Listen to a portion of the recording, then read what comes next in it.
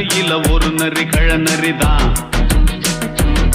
இங்கு ஆடுற நரியில பல நரி குள்ள நரிதான். ஆஹா ஓடுற நரியில ஒரு நரி கழநரிதான்.